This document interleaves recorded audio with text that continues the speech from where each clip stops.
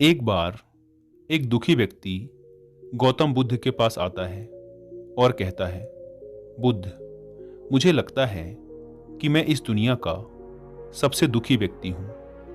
मैं अपने गांव का एक गरीब मजदूर हूं और बड़े किसानों के यहाँ काम करता हूं। अपनी मेहनत मजदूरी से मैं सिर्फ इतना ही कमा पाता हूं कि अपने परिवार के लिए 2 वक्त के खाने का जुगाड़ कर सकूं। मेरे पास रहने के लिए एक अच्छा घर भी नहीं है और ना ही खेती करने के लिए जमीन का एक टुकड़ा। मेरी पत्नी और बच्चे हमेशा हमारी गरीबी की शिकायत करते रहते हैं और वो इसके लिए मुझे जिम्मेदार ठहराते हैं, जिससे मुझे उन पर गुस्सा आता है और घर में कलह और लड़ाइयाँ होती हैं। कई बार तो मैं गुस्से में अपनी पत्नी और बच्चों पर हाथ भी उठा देता हूँ। लेकिन जब मेरा गुस्सा शांत होता है तो मुझे अपनी इस हरकत पर पछतावा होता है। कई बार मेरी पत्नी और बच्चे किसी सामान को लेने के लिए जिद करते हैं, लेकिन जब मैं उन्हें वो सामान खरीद कर नहीं दे पाता तो उनके उदास चेहरों को देखकर मुझे बहुत दुख होता है और खुद पर गुस्सा भी आता है कि क्या मैं अपने छोटे से परिवार को खुश रखने के लायक भी नहीं हूँ। मेरे पास ज़्यादा धन संपदा नहीं है, इसीलिए गांव के लोग मुझे गंभीरता से भी नहीं लेते। मेरे दोस्तों और रिश्तेदारों के बीच मेरी बातों का कोई खास महत्व नहीं होता और ना ही लोगों से मुझे वो सम्मान मिलता जो मैं उनसे चाहता हूँ। बुद्ध, अपने जीवन की इन सभी कमियों के बारे में सोच सोच कर मैं बहुत दुखी रहता हूँ और अक्सर अपनी किस्मत और भगवान को कोसता रहता हूँ कि मेरे ही जीवन में इतना दुख, इतना दर्द क्यों है। मैं देखता हूँ कि मेरे आसपास के लोग कितने खुश हैं, कितना आनंदित है उनका जीवन। कई बार तो मुझे उनकी खुशी देखकर जलन महसूस होती है। मेरे गांव का सेठ कितना अमीर है, वो कितना सारा धन है उसके पास। वो किसान जिसके यहाँ मैं काम करता हूँ, कितने सारे खेत हैं उसके पास, जिसमें सैकड़ों मजदूर रोज काम करते रहते हैं। मेरे गांव का व्यापारी, पूरे नगर में उसका व्यापार फैला हुआ है। हमारे गांव के मुख्य मंदिर का प्रधान पुजारी, उसे कुछ नहीं करना पड़ता, सिर्फ पूजा करता है और पूरे गांव के लोग उसे भर भर कर दक्षिणा देते हैं। कितना खुश है इन सब का जीवन। इनके जीवन में कोई कमी, कोई भी दुख नहीं है। बुद्ध, आप मुझे कोई ऐसा तरीका बताइए जिससे मेरा जीवन इन लोगों की तरह खुशी और आनंद से भर जाए और मेरे जीवन में कभी भी किसी प्रकार का कोई दुख ना रहे। अपनी पूरी बात समाप्त करने के बाद वह व्यक्ति चुप होकर बैठ गया और बुद्ध के उत्तर का इंतजार करने लगा। लेकिन बुद्ध कुछ भी नहीं बोले और उसकी पूरी बातें सुनने के बाद अपनी आंख बंद करके ध्यान मग्न हो गए। वह व्यक्ति कुछ देर तक प्रतीक्षा करता रहा, लेकिन जब बुद्ध कुछ ना बोले तो उसने कहा, बुद्ध, मैं आपके पास बड़ी उम्मीद लेकर आया हूँ। आप मेरे दुखों को खत्म करने का कोई तरीका बताएं। यह सुन बुद्ध ने आंखें खोली और कहा, तुम कल सुबह अपने गांव के उन चारों लोगों को अपने साथ लेके आना जो बहुत खुश हैं, जिनके जीवन में किसी प्रकार का कोई दुख नहीं है। फिर मैं कल तुम्हें एक ऐसा तरीका बताऊंगा जिससे तुम्हारे जीवन के सारे दुख दर्द समाप्त हो जाएंगे। यह सुन वह व्यक्ति बहुत खुश हुआ और उन चारों लोगों के साथ कल वापस आने का वादा कर वहां से चला गया।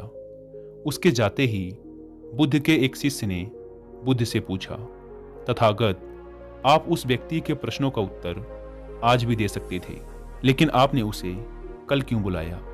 बुद्ध ने कहा, क्योंकि सिर्फ मेरी बातों से उसका नजरिया नहीं बदलने वाला था। जीवन के प्रति उसके नजरिए को बदलने के लिए उन चारों लोगों का यहाँ होना जरूरी है जिन्हें वो सबसे खुशहाल इंसान समझता है, जिनके लिए वो मानता है कि उनके जीवन में किसी प्रकार का कोई दुख नहीं है। अगले दिन वह इंसान उन चारों लोगों के साथ गौतम बुद्ध के पास वापस आता है और कहता है, बुद्ध, मैं बड़ी मुश्किल से इन चारों लोगों को अपने साथ ला पाया हूँ। अब आप मुझे जल्दी से वो राज बता दें जिससे मेरे जीवन के सारे दुख, सारी तकलीफें समाप्त हो जाएंगी।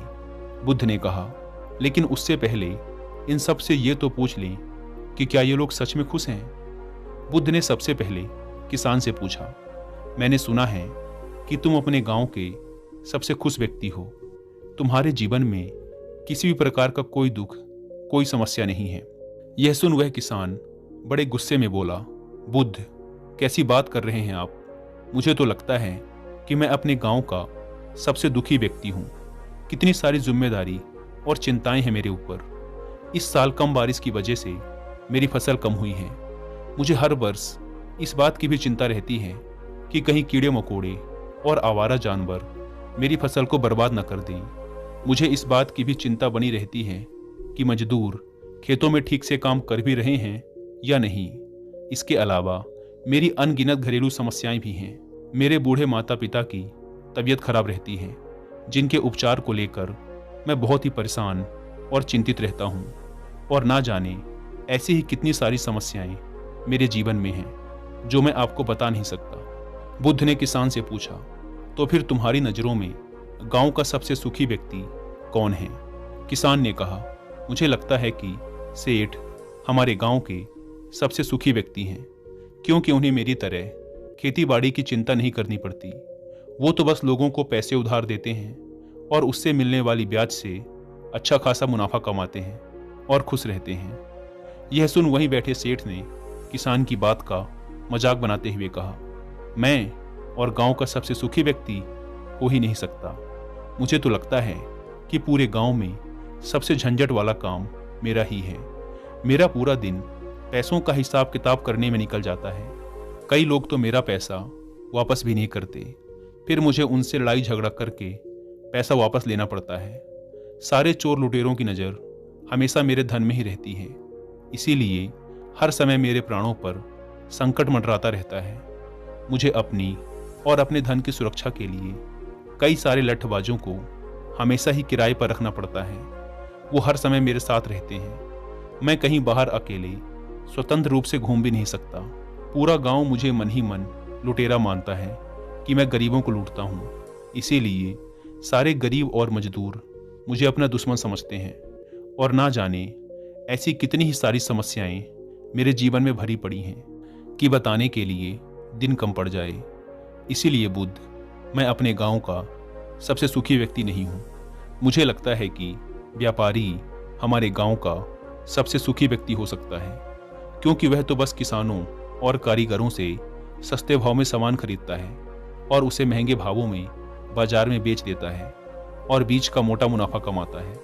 यह सुन वहीं बैठा व्यापारी ऊंची आवाज में बोला, मेरे जितना मुश्किल काम शायद ही पूरे नगर में और किसी का होगा। मुझे कारीगरों और किसानों से सस्ते भाव में सामान लेने के लिए कितना मोल भाव करना पड़ता है। फिर उस सामान को बाजार तक ले जाने में कितनी सारी दिक्कतों का सामना करना पड़ता है। फिर उस सामान को ग्राहकों को बेचने के लिए उनसे पूरे दिन मोल भाव करना पड़ता है। राजा भी हम व्यापारियों से ही सबसे ज़्यादा कर वसूलते हैं। चोर लुटेरों की नज़र भी हमारे सामान और दुकानों पर बनी रहती है। हमें उनसे भी अपने व्यापार को सुरक्षित रखना पड़ता है। इसके अलावा मेरे चारों बच्चे मेरे व्यापार में अपनी हिस्सेदारी को लेकर लड़ते रहते हैं। सबको व्यापार में ज़्यादा हिस्सेदारी चाहिए और मुझे तो इस बात की भी चिंता बनी रहती है कि मेरे मरने के बाद मेरे बच्चे मेरे इस पुश्तैनी व्यापार को ठीक से चला भी पाएंगे या नहीं। और इसी तरह की अनेकों शारीरिक, मानसिक और व्यापारिक चिंताएं मेरे मन में बनी रहती हैं। तो इसलिए बुद्ध, मैं अपने गांव का सबसे सुखी व्यक्ति नहीं हूं। इसके बाद बुद्ध ने गांव के प्रधान पुजारी से पूछा, तो फिर आप इस गांव के सबसे सुखी व्यक्ति होंगे? यह सुन पुजारी ने कहा, मैं अपने गांव का सबसे खुशहाल व्यक्ति कैसे हो सकता हूं? इस गांव में सबसे जिम्मेदारी वाला काम तो मेरा ही है। चाहे सर्दी हो या बरसात, मुझे रोज सुबह 4 बजे उठना ही पड़ता है और मंदिर में पूजा करनी पड़ती है। चाहे कितना ही जरूरी काम हो, शाम 7 बजे मंदिर में आरती कराने के लिए मुझे उपस्थित होना ही पड़ता है। अपनी इन जिम्मेदारियों की वजह से मुझे गांव के बाहर अपने रिश्तेदारों के यहाँ जाने का समय ही नहीं मिलता। मेरे सभी रिश्तेदार इस बात के लिए मुझसे शिकायत करते हैं और सबसे बड़ी बात, मुझे अपनी जीविका के लिए गांव वालों की दान दक्षिणा पर निर्भर रहना पड़ता है। इसके लिए मुझे पूरे गांव वालों से अच्छे संबंध बना के रखने पड़ते हैं और ऐसे ही बहुत सी जिम्मेदारी और चिंताएं मेरे सर पर हैं। इसीलिए मैं भी अपने गांव का सबसे सुखी व्यक्ति नहीं हूँ। फिर बुद्ध ने उन चारों से पूछा कि आपके अनुसार सबसे सुखी व्यक्ति कौन होता है। उन चारों ने कहा, कोई भी व्यक्ति जो अपनी मेहनत से अपने और अपने परिवार के लिए 2 वक्त का खाना इकट्ठा कर ले, जिसके जीवन में ज़्यादा चिंताएं ना हों, जिसे रात में अच्छी नींद आती हो, जिसे कुछ खो जाने का डर ना हो, जो एक साधारण जीवन जीता है, वो व्यक्ति सबसे ज़्यादा सुखी है। जैसे कि हमारे गांव का ये मजदूर। उन चारों ने उस व्यक्ति की तरफ इशारा किया। किसान, सेठ, व्यापारी और पुजारी के मुंह से ऐसी बातें सुनने के बाद उस दुखी व्यक्ति को अपने कानों पर भरोसा नहीं हो रहा था। वह जिन्हें आज तक सबसे खुशहाल व्यक्ति समझ रहा था, वो तो अपने अंदर उससे भी ज़्यादा दुख लिए घूम रहे थे और उनकी नज़रों में तो वह खुद सबसे सुखी व्यक्ति है। उस व्यक्ति के आश्चर्यचकित चेहरे को देखने के बाद बुद्ध ने मुस्कुराते हुए कहा, हम सभी को अपने दुख, अपनी परेशानियां सबसे बड़ी लगती हैं। हमें लगता है कि हम ही इस दुनिया के सबसे दुखी व्यक्ति हैं। दूर से देखने पर दूसरा इंसान हमें खुद से ज़्यादा सुखी और खुशहाल प्रतीत होता है, लेकिन असल में सबके जीवन में हमारी तरह दुख और परेशानियां होती ही हैं और हम कभी इनसे बच नहीं सकते।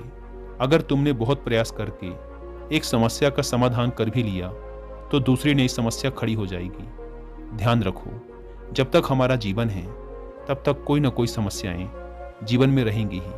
तुम्हारे जीवन में दुख का सबसे बड़ा कारण तुम्हारी समस्याओं का होना नहीं, बल्कि इस चाहत का होना है कि हमारे जीवन में कोई दुखी ना रहे। तुम्हें क्या लगता है कि मैं बुद्ध हूँ तो मेरे जीवन में परेशानियां नहीं हैं?